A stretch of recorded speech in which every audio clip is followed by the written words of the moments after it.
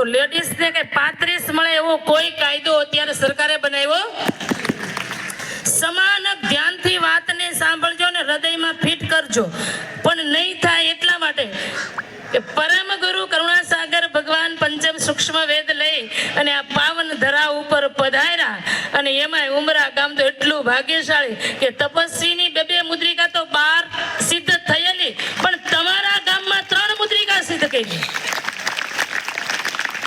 એની ઉર્જા, એના વાઇબ્રેશનોની અસર આપણા દિલ અને દિમાગ સુધી હોય છે. એટલે આ પાવન ધરા, તમે કેટલા પણ દુઃખી હોય, કેટલા પણ સમાજથી પરિવારથી નાસીપાસ થયા હોય, અને જ્યારે તમને મરવાના વિચાર આવે ને એટલે રઘુરામ બાપજીની સામે આવીને બેસી જાજો. 2 મિનિટમાં તમારા વિચારો ફોના થઈ જાય. કારણ કે ઉર્જાવાન વ્યક્તિની સમાધિ જે જગ્યા, હું મારું અનુભવ કહું છું કે અમારા સૌરાષ્ટ્રની અંદર બહુ બધા સંતો જીવતા સમાધિ લીધી છે. તમને ખ્યાલ હશે કે જેસલ તોરલ છે, એવા બધા બહુ સંતોએ કે જીવતા સમાધિ લીધી. અને જે જગ્યાએ જીવતા સમાધિ લેવાની હોય એ જગ્યાએ તમે 5 મિનિટ એમની સમાધિની નજીક બેસજો, આંખ બંધ કરી સુરતાને પ્રણવ ઉપર લગાવી અને 2 જ મિનિટ તમે બેસશો ને તો એ અંદરની ઉર્જા તમારી અંદર બધી આવશે. કારણ કે જીવંત સમાધિ એને કહેવાય. મર્યા પછી શ્વાસ વયો જાય અને પછી ખાડામાં બેહાડી એને ડાયટા કહેવાય, એને સમાધિ કહેવાય. પણ નામ સ્મરણ કરતા કરતા પદ્માસન લગાવી અને માલિકનું ધ્યાન કરતા કરતા જેણે ઓહંગને જ્યારે સોહંગમાં સમાધિ લગાવી છે ને એને જીવતા સમાધિ કહેવાય.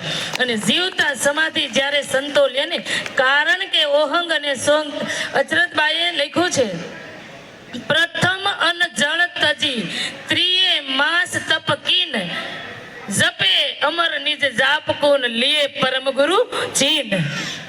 3 મહિના સુધી અચરતબાઈએ અન્ન જળનો ત્યાગ, અને આવા મહાન સ્ત્રી સંતો આપણી સંપ્રદાયને, અચરતબા, પ્રેમબા, રામબા ને અવલબા, આ 4 સ્ત્રી એવી મહાન જ્ઞાનમાં આરૂઢ હતી. પરમ ગુરુની હયાતીમાં થઈ ગયા.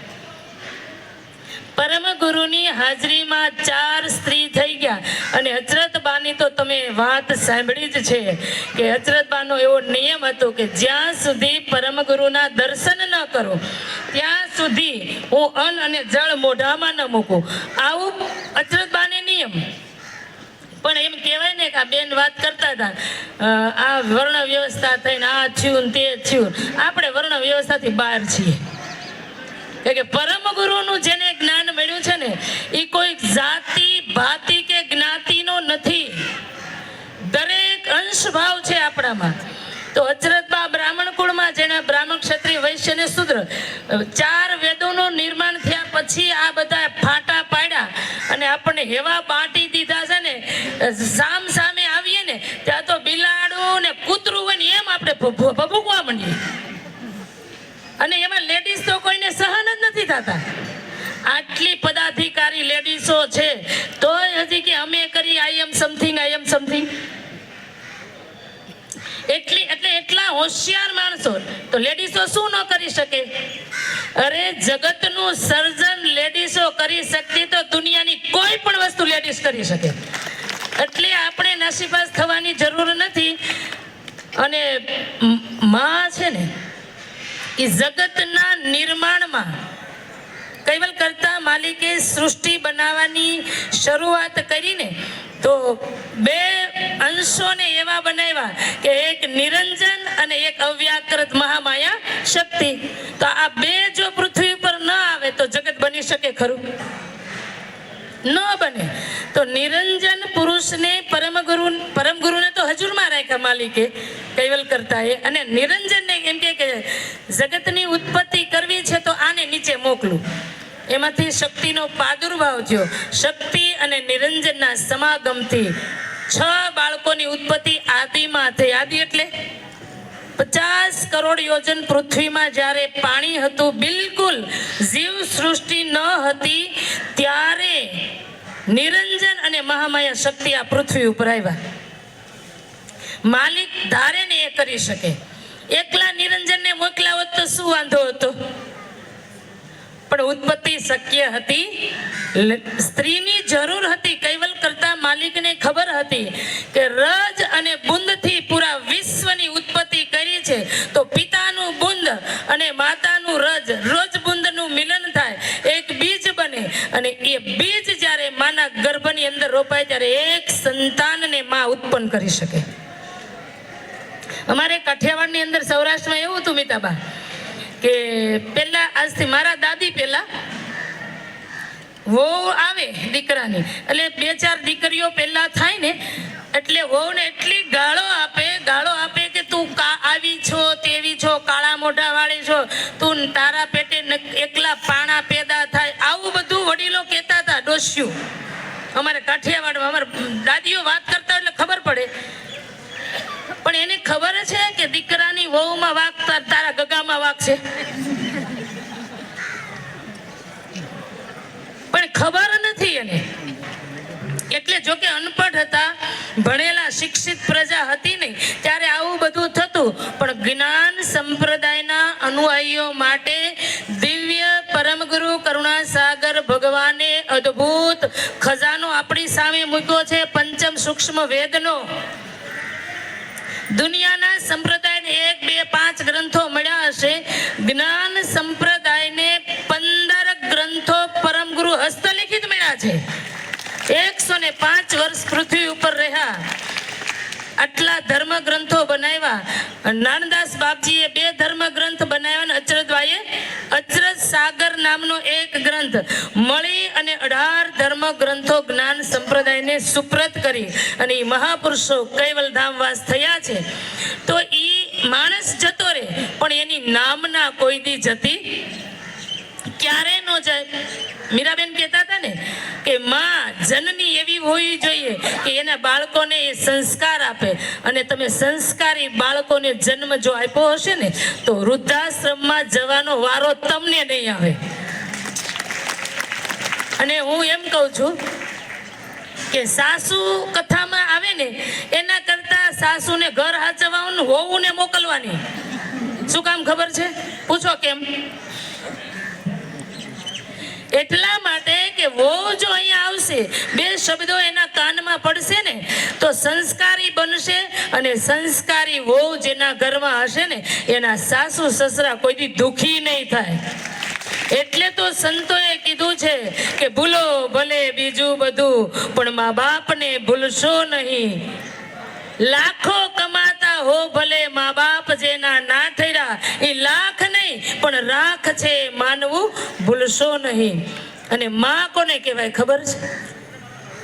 અમારે કાઠિયાવાડના કવિ કાગ થઈ ગયા, એને લખ્યું છે કે માં કહેતા મોઢું ભરાય અને સાતય નાનપણ સાંભળે, પછી મોટપની મજા મને કડવી લાગે કાગડા, પછી મોટપની મજા મને કડવી લાગે. કવિ કાગ કે છે કે માં એટલું બાળક બોલે ને તો આખું એનું પેટ ભરાઈ જાય. ભલે રોટલા ન મળે પણ માં શબ્દ જ્યારે આવે ને ત્યારે આપણું મોઢું ભરાય. અને જેની જેની માં જીવંત છે ને એ તમે બધા બહુ ભાગ્યશાળી છો. સુધી આપણે જીવન છે અને સરસ રીતે જીવી છે, પણ જેવું અંશનું ચાસણી લેવાનું બંધ થશે અને ધીમે ધીમે ધીમે ધીમે અંશ ઉલટાવા માંડશે તો ઓમ સ્વાહા પૂરું. આ અંશની કૃપા છે કે આપણી ચાસણી લેશે? વિચાર, એને શું જરૂર છે? આ ચાસણી લે, પણ આપણે શું કરીએ છીએ? આ ચાસણી શુદ્ધ તત્વની હોય પણ આપણે તો આપણી વાસના ભેગી આપીને અંશને આપીએ છીએ. પરમ ગુરુને ચરણે જઈએ છે ને તો પરમ ગુરુ આટલા પૈસા આપું છું, મારા છોકરાને સારું કરજો. સમજો તમે, આ બધી જ વસ્તુ મને બાંધનારી છે અને મેં વાસનાથી મારો અંશ એવો પ્લવિત થઈ જાય છે કે ધીમે ધીમે અંશ શરીર છોડીને જાય તો કેવળ ધામ પાસે નહીં જાય. ક્યાં જશે? નવા શરીરમાં, જ્યાં મારું આ બધી વાસનાઓ પૂરી થાય ત્યાં. તો આવી જે રચના પરમ ગુરુએ કરી છે કે જો શુદ્ધ થઈને મારી પાસે આવશે, જે પરમ પવિત્ર થઈને મારી પાસે, સરળ મુમુક્ષુ હોય શુદ્ધ ચેતન કરહી અર્પણ ચરણે તન મન, આવો જ્યારે અંશ એમની પાસે જશે ત્યારે એ પરમ ગુરુ એને જાણ રૂપે અંદરથી સ્વીકારી અને એની સાથે એકમેક થઈને સમગ્ર જાણનો પ્રવાહ હોશે. અને જાણ એટલે શું ખબર છે? જ્ઞાન અને જાણનો મતલબનો ડિફરન્સ કહું તમને. એક જ્ઞાન છે જે જ્ઞાનથી મારી બુદ્ધિ સતેજ થાય છે, જેને આપણે ઇન્ટેલિજન્સ કહીએ છીએ.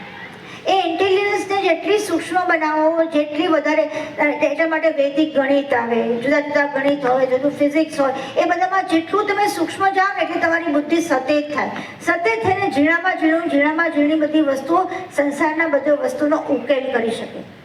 આ છે ઇન્ટેલિજન્સ. પણ જાણ કેવી છે? આ જાણ એ છે કે જે ભૂગર્ભમાં પડેલું છે, જે પરમ ગુરુએ મૂળમાં નાખેલું છે, એ બધા તત્વોની, પરમ ગુરુની આખી કૃતિની, એના જે કૃત છે એ કૃતમાં યુક્તિ પ્રયુક્તિ જે બધી એમને કરીને આખું જગત સર્જ્યું છે, એ બધા યુક્તિની જાણ આપણને પરમ ગુરુ આપે. જ્યારે એની સાથે આપણે એકમત થઈએ, તો એકમત થવા માટે થઈને આપણે આ બધા જો એ હેતબા જેવું શું લેવાનું? આપણે હેતબા જેવી આરત, હેતબા જેવું હેત પરમ ગુરુ માટે લેવાનું છે. હવે આપણે બીજા પાત્ર પર જઈએ. ક્યાંથી શું લેતો, આપણે આ અંશ ક્યાંથી શું લેતો જઈને પવિત્ર થશે, પવિત્ર થઈને નિર્મળ થશે, કે જેથી એ પરમ ગુરુ સાથે એકમેક થઈ શકે. એકમેક થવું એટલે તમે એની સાથે કનેક્ટ, તમારું વાઈફાઈ લાઈફ કરો. બાળકો જે વાઈફાઈ, આપણું વાઈફાઈ તમે વિચાર કરો, કોઈની પાસે જીઓનું, કોઈ એરટેલનું વાઈફાઈ હોય, તો જેની જેટલી રેન્જ હોય એટલું તમને મળે. તમે જેટલા પૈસા ભરેલા હોય એટલું જ વાઈફાઈ મળે, જેટલી રેન્જ હોય એટલું જ મળે. તો અહીંયા તમારું પુણ્યનું ભાથું કેટલું છે, તમારી આરતનું ભાથું કેટલું છે, એટલા પૈસા ભરેલા છે એટલું તમને મળશે. આપણા અંશોની જાણ કેવી છે? અલ્પજ્ઞ જાણ. અને આપણા સજાતીય કોણ છે? કૈવલ કરતા. એની જાણ કેવી છે? સર્વજ્ઞ જાણ. આ અલ્પજ્ઞ અને સર્વજ્ઞ જ્યારે એક થઈ જાય, તો એક નદીનું પાણી જ્યારે દરિયામાં એક થઈ જાય ત્યારે બધું દરિયો બની જાય. એ રીતે સમગ્ર જાણ તમારી.